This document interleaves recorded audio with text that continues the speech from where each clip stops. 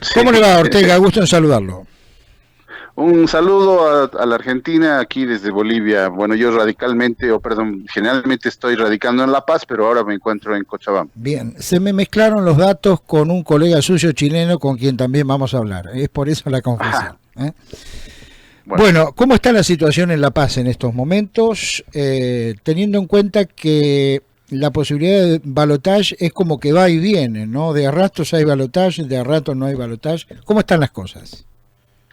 Bueno, la situación está bastante complicada en las ciudades importantes de Bolivia, en La Paz, en Cochabamba, Santa Cruz, bueno, en las más grandes, y también en las pequeñas, inclusive. En todo caso, el tema de la segunda vuelta, el balotaje, estaba prácticamente cantado por los recuentos previos y los y tal vez algunos informales en boca de urna y otros datos que salieron a la luz por parte de varios partidos políticos, pero resulta que el Tribunal Supremo Electoral ha decidido otras cosas, ¿no? Tanto es así que ayer renunció el vicepresidente del Tribunal Supremo Electoral Así es. porque estaba seguro de que no podía llevar a cabo este proceso. Uh-huh. Ahora, el presidente Evo Morales está denunciando un golpe. ¿Qué consecuencias o qué expectativas puede haber a partir de esto? Bueno, la verdad yo creo que es una exageración del presidente hablar de un golpe de Estado en Bolivia, porque las condiciones son totalmente diferentes a las que se dieron el año 2003, por ejemplo, cuando hubo un golpe realmente contra Gonzalo Sánchez de Lozada acá en Bolivia, del cual salió vicepresidente, el vicepresidente tomó el poder, pero las condiciones son totalmente diferentes. Aquí la gente no está organizada en términos partidarios o en términos de alguna estructura extraña, no, es una salida espontánea de la ciudadanía que está realmente molesta con lo que está sucediendo en el país, sobre todo no tanto apoyando al candidato supuestamente ganador, que sería Carlos Mesa, sino más bien a favor de la democracia y los procesos democráticos que se están viniendo muy a menos en el país y sobre todo en Latinoamérica también, Uh-huh. ¿no? Hay una decadencia muy grande en cuanto a partidos políticos, en cuanto a opciones políticas, y obviamente la gente está sintiendo en el bolsillo los errores del presidente Evo Morales. Ahora, Ortega, llegando, digamos, prácticamente al 100% del escrutinio, ¿no? ¿Cómo están las cosas electoralmente hablando con relación a la posibilidad del balotaje? Bueno, es que ahí está el tema. Debería haber una segunda vuelta, debería haber unos balotajes en Bolivia, debería haber, pero al parecer el Tribunal Supremo Electoral ha decidido tomar partido por el gobierno. Ese es un error muy grave para la democracia, para el país. La gente no lo ve a Evo Morales ganador, ni mucho menos. O sea, la gente sabe que hay una segunda vuelta y debería haber una segunda vuelta. Y aquí estamos entre lo que debería ser y lo que el gobierno a través del Tribunal Supremo Electoral, que obviamente está totalmente cooptado por las instituciones estatales del gobierno, han decidido plantear a la ciudadanía una respuesta que va en contra del sentido común. Esto puede derivar en algún hecho que, bueno, posteriormente se lamente, hechos de violencia, protestas sociales y ese tipo de cosas. Es que ya hay actos de violencia, ya hay la salida de la policía en varios lugares. Anoche ha sido muy dura la represión policial en la ciudad de La Paz. Eh, si no ha sido más dura es porque la policía se ha visto eh, rebasada en número por la manifestación, ¿no? La gente salió a las calles y no está organizada de una forma que generalmente se puede ver en algún otro proceso, ¿no? Lo que pasa es que aquí ya hay actos de violencia por parte del Estado a través de Uh-huh. la represión hacia los manifestantes en las calles y sobre Bien. todo en la ciudad de La Paz. ¿Qué incidencia está teniendo, si es que la tiene ya, una suerte de presión internacional importante? ¿No? Estamos hablando de Comunidad Económica Europea, la Organización de los Estados Americanos y muchísimos países, incluso latinoamericanos. Bueno, eso están sintiendo los del gobierno. Internamente no se siente tanto porque el boliviano promedio ya ha desahuciado toda posibilidad de cooperación internacional porque se le ha pedido a muchas instancias internacionales que emitan algún tipo de criterio u opinión hace ya varios años. Entonces, como siempre ha habido oídos sordos a aquello, el ciudadano boliviano promedio no cree en la presión internacional, Bien. pero sí viéndolo en términos reales, hay instituciones e instancias internacionales que usualmente no se pronunciaban en contra de Evo Morales por diversas razones, pero hoy día vemos que hay una presión bastante fuerte, ¿no? Y yo creo que la más contundente y clara ha sido la del gobierno de los Estados Unidos. Y la OEA, que curiosamente siempre ha avalado todos los procesos electorales de Evo Morales, incluso peores que pero hoy día se está manteniendo con una queja un poco diplomática, no tan contundente, pero queja al fin. Así que, bueno, algo se siente, algo se siente. Le pido que nos acerque, que nos facilite algún tipo de datos que tienen que ver fundamentalmente con la economía en su país. Por ejemplo, ¿cuál es el valor de un sueldo mínimo, un básico? Un sueldo básico en Bolivia son 2.060 bolivianos, alrededor de $300, un poco menos de $300, ¿Y qué se puede hacer ¿no? con ese salario? Eh, bueno, lo que pasa es que ahí hay un conflicto, ¿no? Es interesante lo que sucede con el salario mínimo, no solamente en Bolivia, sino en cualquier parte del mundo, que a los que les afecta más, en realidad, mientras más alto es un salario mínimo, más pobreza genera, porque hemos visto que un montón de jóvenes, cuando el salario mínimo ha empezado a subir, ha empezado a dejar de trabajar.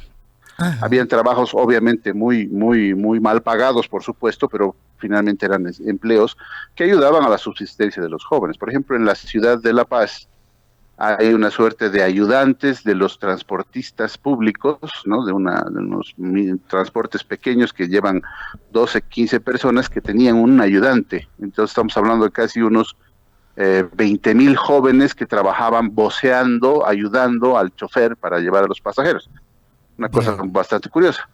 Resulta que desde que ha empezado a subir el salario mínimo, estos jóvenes han dejado de trabajar, porque ya no puede pagarles ese salario nadie. Entonces, lo que ha generado el salario mínimo en Bolivia, que independientemente de lo que se pueda adquirir con estos 2.000 bolivianos, que bueno, en términos generales para una persona pobre ayuda a subsistir 2.000 bolivianos, pero el problema es que al generarse esta subida del salario, han quedado más desempleados y Bien. mucha más ¿Y explotación. justamente cuál es la tasa de desempleo que tienen? Aquí estamos en un escenario muy particular porque la tasa formal de desempleo está alrededor del 35% de la población, pero tenemos otro dato curioso, cerca del 80% de la población económicamente activa en Bolivia no tiene un trabajo formal. Es una cosa muy curiosa. O sea, la mayor parte de la gente se ha dedicado a vender en las calles, como ustedes pueden ver a los bolivianos en la Argentina que venden en las calles. O sea, esa es la forma natural en cuanto la gente pobre en Bolivia ha decidido conseguir empleo, porque si Y, nadie me va a contratar por 2.000 bolivianos, prefiero vender en las calles y tal vez gane un poquito más, ¿no? y en Pero por mi cuanto a horario empleo y mi público, decisión.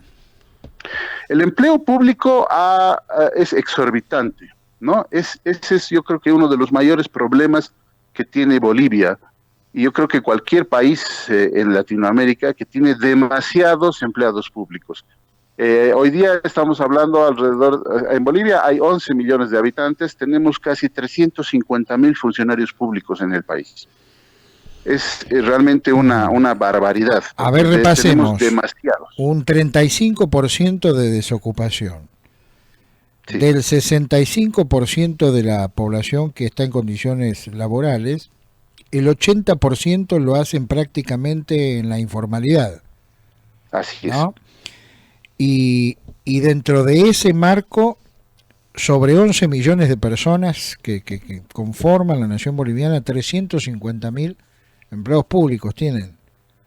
Así es. Este es Una el... anécdota, un dato anecdótico, por ejemplo, hay una población muy pequeña en el norte de Potosí, una de las regiones más pobres de Bolivia, que tiene alrededor de 3.500 habitantes y 500 de ellos trabajan en el municipio. Ajá. Imagínense. Ahora, este es el exitoso modelo boliviano que se encargó de mostrar Evo Morales. Ah, por supuesto, porque en realidad lo que estamos haciendo en Bolivia es engordar, no crecemos, engordamos, con todo lo que ello implica, ¿no? Uno cuando está excedido de peso va a tener a la larga muchos problemas de salud. El gobierno boliviano lo que ha hecho es engordar la economía a través de una expansión crediticia, de deuda y de despilfarro de los recursos de los hidrocarburos, que ha tenido la suerte de tenerlos a muy buen precio, y que solamente le ha servido para generar espacios burocráticos, crear elefantes blancos, subsidiar cosas aparentemente muy buenas como el teleférico de La Paz, que por cierto el precio real del teleférico está alrededor de los $12 o $14, y al ciudadano de a pie le cobra el Estado 50 centavos de dólar por cada boleto. O sea, es una locura esto. Buen día, Ortega, ¿cómo le va? Soy Analía. ¿Qué tal? Buenos días. Yo le hago una pregunta muy cortita. ¿Qué es entonces el gobierno de Evo Morales? ¿O qué ha sido? Digo, ¿es populismo? ¿Es de derecha? ¿Es de izquierda? ¿Es de centro? ¿Es capitalismo puro? Digo, ¿qué es? ¿Cómo lo puedo definir? Bueno, yo creo que hay que definirlo como un clásico gobierno socialista, populista, que utiliza todos los recursos del Estado para beneficio de una casta política, ¿no? Como se ha visto a lo largo de la historia desde 1848. Hemos tenido en Bolivia, además, desde hace muchísimos años, siempre gobiernos de izquierda. El último gobierno de derecha, como podríamos determinarlo, esto a través de un estudio que estamos haciendo para un doctorado, fue el gobierno liberal de 1921. Ahí terminó el gobierno de derecha real en Bolivia. Desde ese momento hemos tenido siempre el primer golpe de Estado del siglo XX, fue dado por el Partido Republicano Socialista. Después hemos tenido varios otros partidos de corte, inclusive pro-nazis, como Bush y Villarroel, y después hemos tenido un partido claramente comunista, como el Movimiento Nacionalista Revolucionario, que gobernó desde 1952 con una revuelta muy parecida a lo que estamos viviendo hoy día, o bueno, hemos vivido en 2003.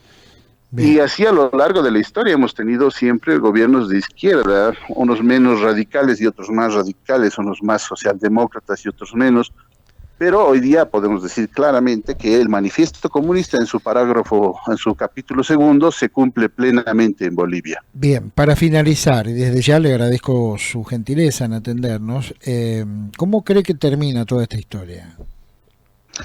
Bueno, yo creo que, como dicen los viejos políticos, aquí va a pasar todo y no va a pasar nada. Porque lamentablemente la posición la posición ideológica del partido de Carlos Mesa, que es el que está terciando en este proceso como un adversario importante para Evo Morales, en su programa de gobierno y en su equipo de trabajo económico, tienen exactamente las mismas propuestas que Evo Morales, solo que más edulcoradas. Entonces ahí estamos en un grave conflicto. Seguramente esto va a determinarse, espero que no, realmente no, a nadie le gusta que lleguemos a los actos de violencia, pero lamentablemente todo indica que vamos a llegar a un exceso de violencia en Bolivia en los próximos días. No creo, porque el gobierno ha dado todas las luces de no ceder y de plantarse con todo para decir que Evo Morales ganó en la primera vuelta y aquí no hay más que discutir, y ahí están empecinados todos los del gobierno en defender eso con uñas y dientes, y la oposición, que obviamente no está representada por Carlos Mesa, sino que es el pueblo boliviano que ha decidido dejar de lado el tema partidario, si vale el término, y enfrancarse en una posición muy clara frente a Evo Morales para decirle que ya basta, que ya no más. Pero ahí estamos en un problema. Estamos escuchando al licenciado Andrés Ortega, licenciado y analista político. ¿Cómo está el tiempo ahí? Bueno, el clima está bastante bueno. Sol radiante y todo despejado. Ortega, pero bueno. Ortega, que siga usted muy bien y, bueno, nuestros más sinceros deseos de que todo se pueda solucionar, ¿eh? Ojalá. Muchísimas gracias a ustedes por la cobertura y un gran saludo al pueblo argentino. Hasta cualquier momento.